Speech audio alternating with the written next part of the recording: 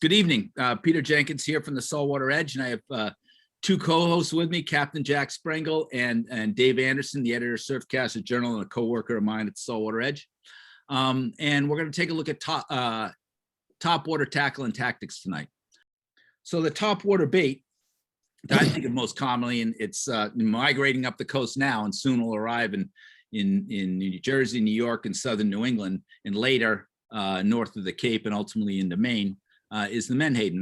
Any other baits you like to see? Mullet, maybe? Oh, mullet for sure. I mean, really anything that's at the surface, I'm ready to go. I don't care if it's a bunker or whatever it is, I mean, I've seen lots of different stuff get pushed up. Mm-hmm. For me, I like seeing the herring show up too. Once those alewives and buckies show up, we start seeing fish kind of push a lot of bait up on the surface out near the mouths of a lot of the inlets here. Mm-hmm. And the menhaden come after the alewives? Yeah, right? I see alewives way before I see menhaden. Yeah. Yep. So the structure that you find topwater, Jack already mentioned, river mouths, things like that, heads of bays, often over boulder fields where there's lots of cover. Some of the humps that are not so much offshore, but relatively inshore, but are maybe a pile of rocks that have some influence and impact on the current. Points and jetties that can strict current and create a physical advantage for the striper. It's got great eyesight and a powerful tail. So disrupted current disrupts the bait, or fast, powerful currents disrupt the bait and create a physical advantage for the striper. Various rip lines, whether it's signifying a drop off or rip wrap. But it kind of boils down in my mind to two things: current and structure. Structure 20 feet or so below the surface. Do you have any thoughts on the structure that you think of as topwater, or places to start looking for topwater action? So when it comes to structure, I mean, on top of what you listed there, yep. The structure can also be affected by water clarity, the amount of particulate matter in the water as well. That can affect the acoustics of the bait, buoyancy of the bait, and you get the changes of salinity depending on where you're fishing. But I mean, that's depending on each one of those, you're going to change your pitch, depth of the water. Mm-hmm. If you can get away with higher pitch stuff in deeper water, in the Talk shallow about pitch water. A little. Which specifically you the pitch idea? High pitch.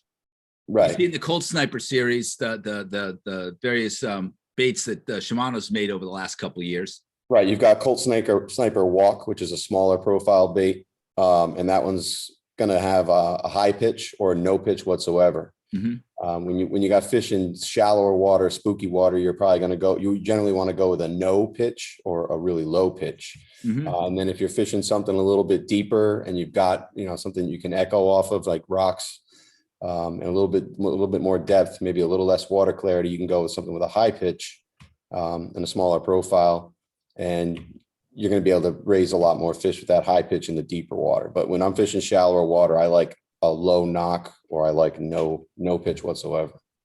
So, there's certainly signs on the surface of busting fish, which is always things people like to see, but also being able to recognize nervous water. Nervous water you can see out here.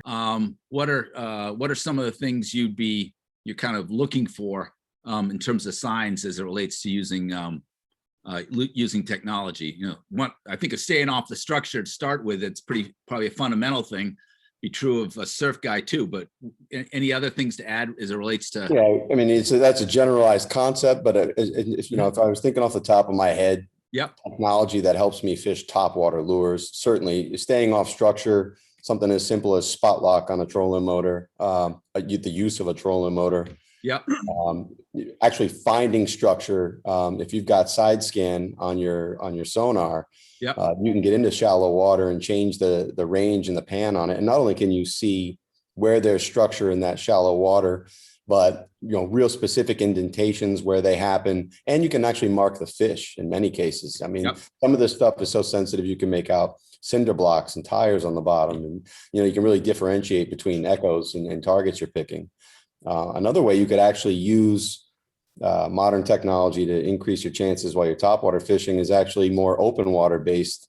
You can use especially if you've got it dialed in correctly, you can use your radar to locate surface feeding fish or high bird activity, and yep, you can use that to locate open water moving fish as opposed to just structure oriented fish in shallow water. So, just thinking topwater lures doesn't necessarily mean, you're stuck on the coast or you're stuck on the shore. You can open water fish topwater lures just as effectively if you're using your tech to find that kind of scenario. Or something as simple as image stabilizing binoculars, being able to look out and see surface feeding activity. Yeah. Starting in on the lures, the first is the pencil popper. This is a guppy, tapered bodies you can see. There's generally some weight towards the tail. It allows for a long cast, but a long, beautiful cast. They don't tumble. They don't helicopter, done right. They don't tumble. They don't helicopter. Dave spends a lot of time building wooden plug. This is sort of the technique side. I mean, to me, it's one of my top choices for prospecting. It casts a long way, and you can good for fan casting, covering the water, that kind of thing. You can vary the retrieve. The goal being to create a commotion where the get those guys out. Okay, with splashing and slapping action, you point the rod tip at the plug and induce some rapid but steady up and down tip action while keeping time with alternating cranks of the reel handle. And you get a cadence, but the idea would be to reel slow and work fast the rod tip. I like to start it slow. I just kind of try to get it to, I got one here, I just try to get it to, it's almost like walking the dog. I start real slow, and then I only speed up when I see interest. So if something comes up and boils behind the bait but doesn't take it, I always take that as they're telling me that they haven't been convinced. Mm-hmm. So I try to impart what I think is a natural response when a fish comes up behind a bait fish. It's not going to keep doing the same thing. I just start cranking up the speed, and I try to make it look like it's trying to get the hell out of there. Yeah. What Dave's describing there is what I do too. With almost any topwater bait, I'll actually work a very specific cadence until I get some kind of reaction, whether it be, stripers. I don't know about you, Dave, but more often than not, when I see them hit, it's just they trying to hurt the bait before they try to eat it. They come up and smash it.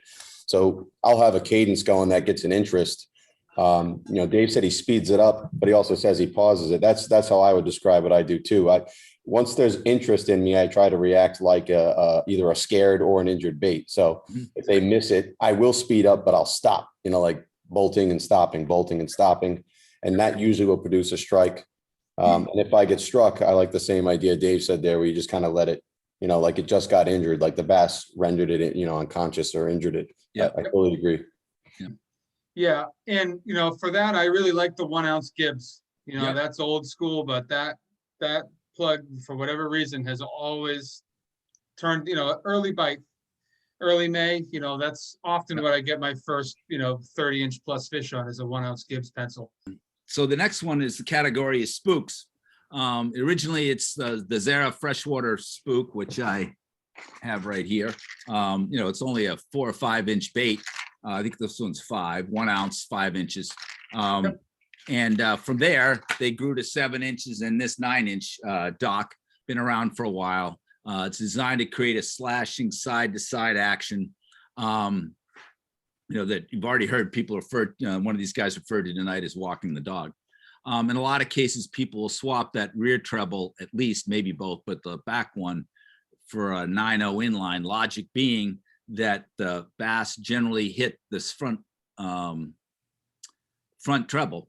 And with a long lure, there's a lot of leverage. If that back treble grabs something like the gill plate or somewhere else, it gives the fish leverage to pry it from his mouth.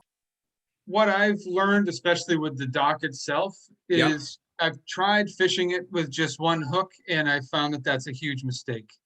So what I've learned, at least what I think I've learned, is that when you're fishing a plug like that, especially if you're doing it the way that I just described with the pencil, you're starting it slow and then speeding it up as they show interest. They're just trying to get a hold of it. Yeah. And if you don't have a hook on the part of the bait that they get a hold of, they're either going to grab it a couple of times and get sick of it, or they're going to freak themselves out and just turn off the bait and never come back to it. It's a very similar reaction that the striped bass have to a dock that they do a live menhaden. And it's the same thing. They're trying to injure that bait. I actually fish my dock with a 2-part cadence. And I always tell my clients, it's not a Zara spook. You want to throw water with it. So, you're looking for an instinctive strike. A dock can make a striped bass eat when they're not feeding. And when I do a striped bass presentation, I often talk about A striper will eat opportunistically throughout the day, Yep. but they generally feed for about one part of the tide, on each side of the tide every day for like an hour. They feed, and it's much less discriminate behavior. It's far more aggression. And when they hit these things, it's a lot like a menhaden. They just come up and they blast them. And it's a fact that just the way their eyes are oriented, and especially during daylight hours, striped bass have amazing vision, terrible depth perception. So when they're coming in, they're just like linebacker smashing one of these plugs, just like a menhaden. They'll knock it in the air 5-6 times, and they're looking to injure that thing, then come back and take it. I saw a question come up that asked about water temperature, and if Thank you. that, dictates your how fast you work a bait. For me, I don't have any way to tell water temperature except for if my ankles hurt or not. So does that come into play for you? It doesn't really for me. The temperature, I wouldn't get too caught up in that. I would just get more caught up in once figuring out where they are in the water column. If you've got the luxury of a boat, I'm assuming if you're knowing water temperature, you've got a boat and you're able to locate these fish without throughout the water column with your sonar or not, unless you're up and tight to the beach. But focus more on just overlapping casts, covering your ground, work a surface plug. Something else that's really beneficial and unlike a pencil popper is that it floats level. So you can pause this plug and it stays in a natural resting position. So after the plug gets smacked out of the water, or if you're really trying to sell the a bunker or a herring on its last legs, doing a lot of pausing like this and then doing some erratic motion, letting it pause again, a little more erratic motion, is very natural. It looks just like a bunker that's been snagged, dropped, and lost. And sometimes it fouls.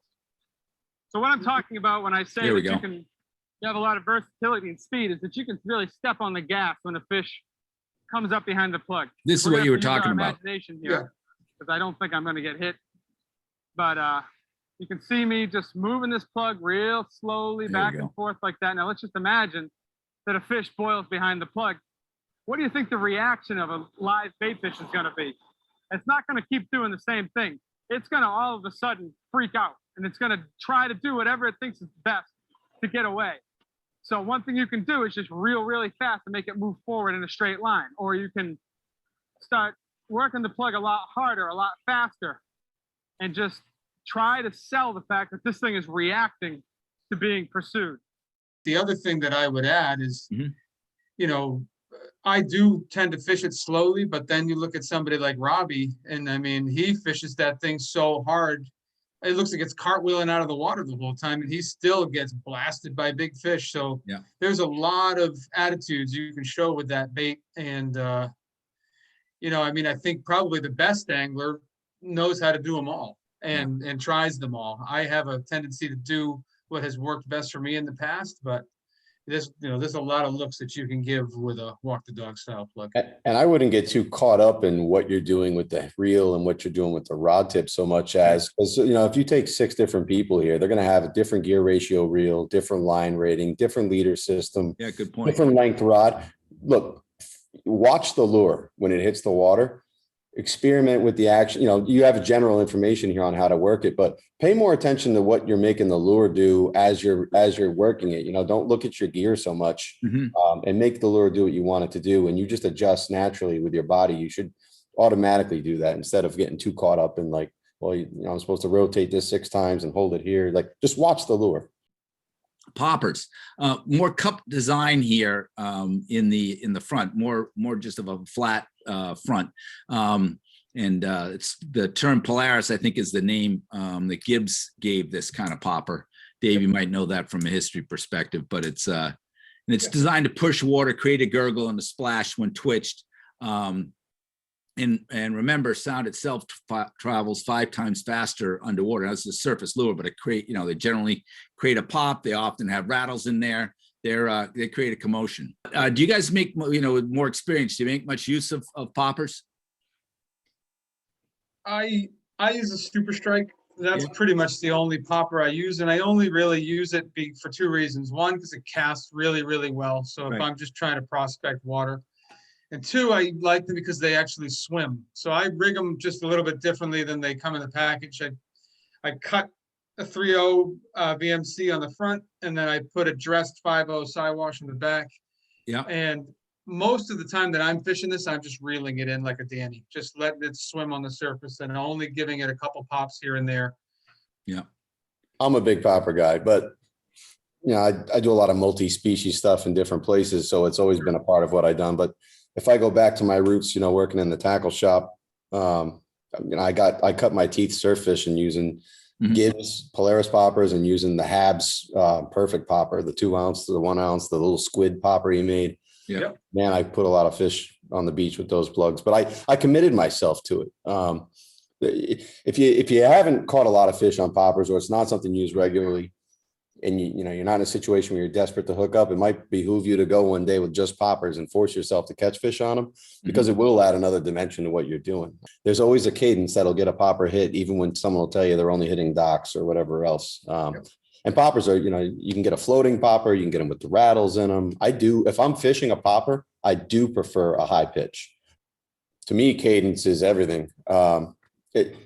What really makes cadence an effective tool for topwater fishing is it allows you to repeat a pattern. It helps you find a pattern. So if you just cast the plug and randomly gave it any kind of action every time, it's very difficult to repeat that success. Very cool. It's almost like, you know, it's like the counting down of topwater fishing. You know, if you're counting a bait down, you know, and you're always getting hit at the, you know, at 11, you know, then you know you got to fish to 11. Well, if you're just, like Jack said, if you're just kind of willy-nilly throwing it out there different every time and you're not paying attention to cadence, then when you do get that hit, you have to remember how you did that, and generally you're not going to remember. I think we covered most of this. Super Strike, great for windy conditions, and you fish it slowly and turn it into a lure that swims as well. Just talked about the rings dissipating. That was really a thing. And then the smaller poppers quietly. Examples would be the Super Strike, Little Neck, Tsunami, Talkin popper. There's loads of other options. Maybe you can speak to the other options, but in particular, your thoughts on design on the metal lips, Dave. Yeah, sure. I mean, I really like what people kind of refer to as like the standard S swimming action. So that would be more like a Danny. This is just a standard metal lip. So that would be weighted dead center, you know, and then it pivots around that. That's typically what I like, because I like to fish slow, and I like to see things I like things to look more natural. So like a pikey, which has the weight up here, you're going to get a really wide kick. Yeah. And that just doesn't appeal to my eye. I know they work, but I just don't throw them that often. But that's really the basics of the design, unless you want to get into lip shape and, you know, the hit it. Okay, well, you know, well then you're gonna talk, you know, the wider the lip, obviously, the more action you're going to get. And then the line tie, I don't know if I can, yeah. So you see this one has a high line tie, and that tends to make the bait want to go down. It does make the bait want to go down. And then the central line tie keeps the bait closer to the surface.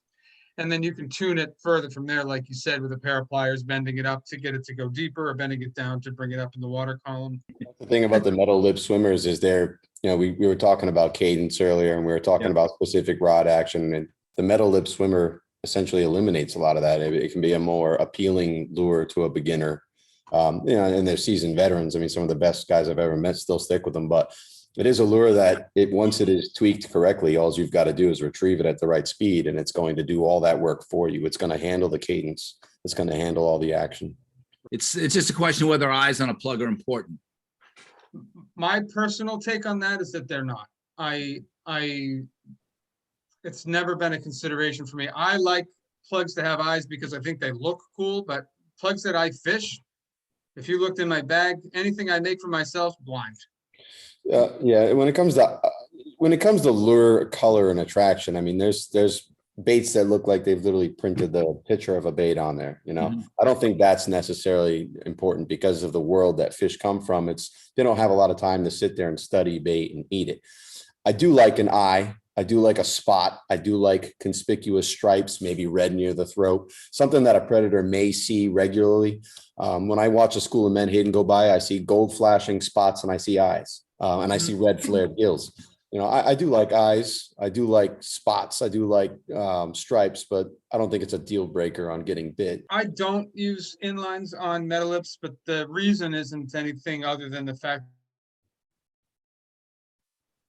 that I don't like an inline hook on a bait that has a swivel, because of that rotation. Unless the hook is real big, if it's a 9-0, then I think they're going to get it either way.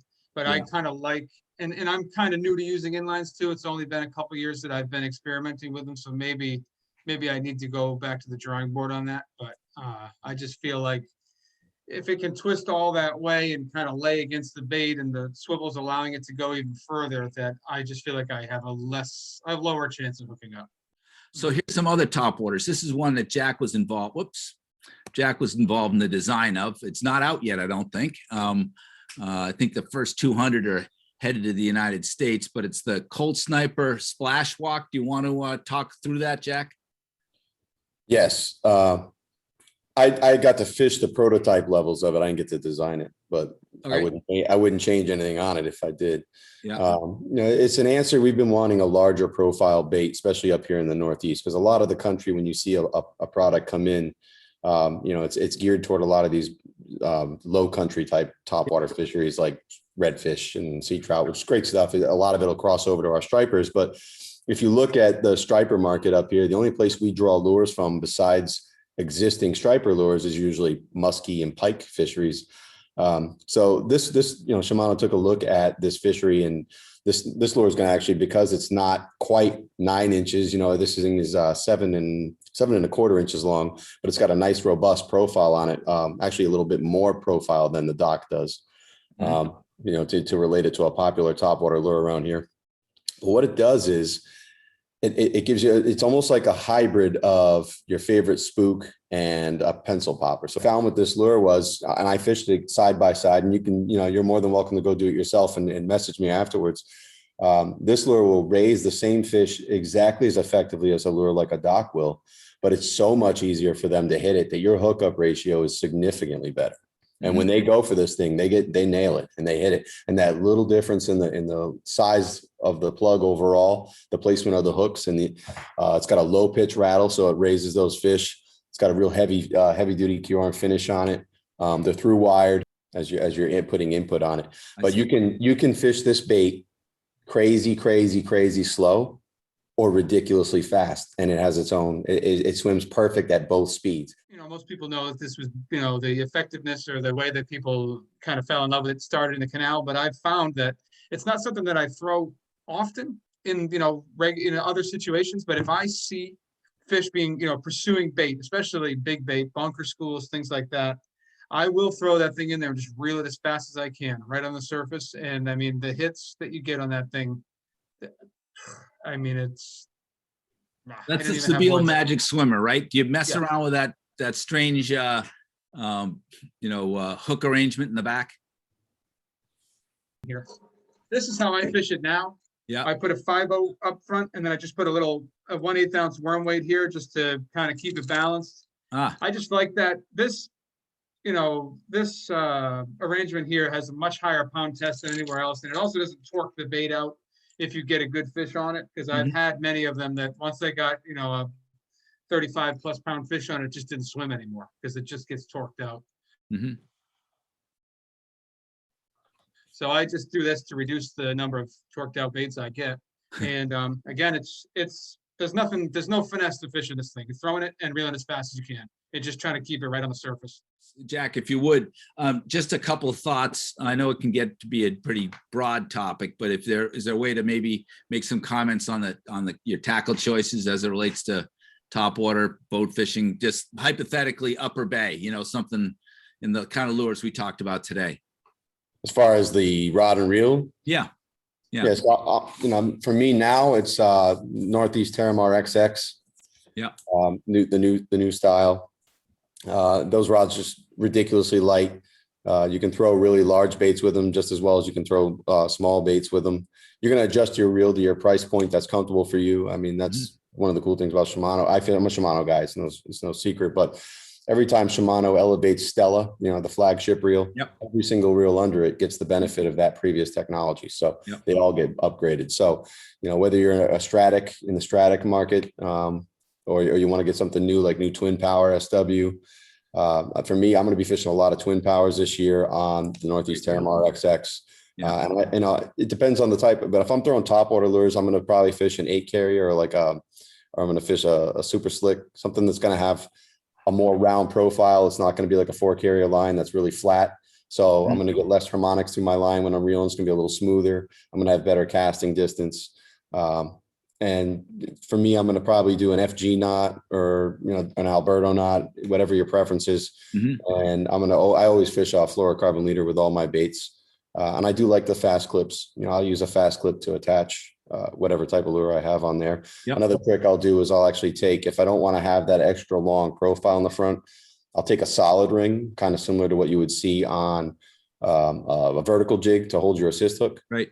Solid ring, and I'll attach a split ring to that solid ring. So I'll tie my knot to the solid ring, then I'll use that split ring as a snap swivel. Essentially, I'm not a fan of snap swivels, so I'll take that split ring and use that to attach every lure using a pair of split ring pliers, and that gives me all that little bit of extra action. I'm not like fixed to my lure with a knot.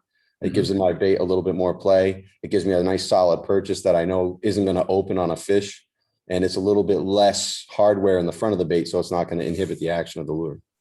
Yeah. For me, being a surf guy, I think more about just I think about the give in the tip of the rods, because I fished a lot of fast rods early on and then kind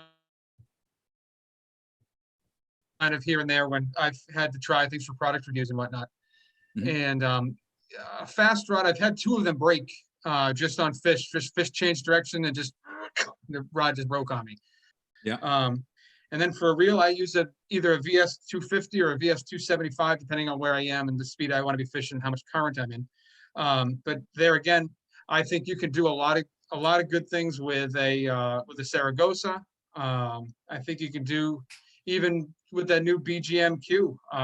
The jury's still out on how long those last, but that feels like a pretty solid reel.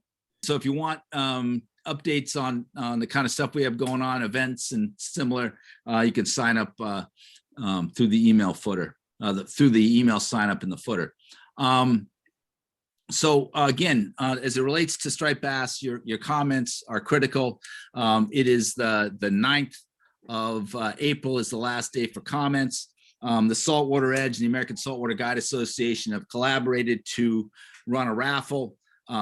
Basically a participation prize. We want to encourage in every way possible for you guys to submit comments. You don't have to specifically agree with the Guide Association. More importantly, we want you to participate. In Costa and Van Staal and Sims and Orvis and Super Strike and others have stepped up to provide some small prizes, but the idea is to really encourage participation. So any questions or anything you have on that kind of thing, go to the American Saltwater Guide Association.com and you'll learn more.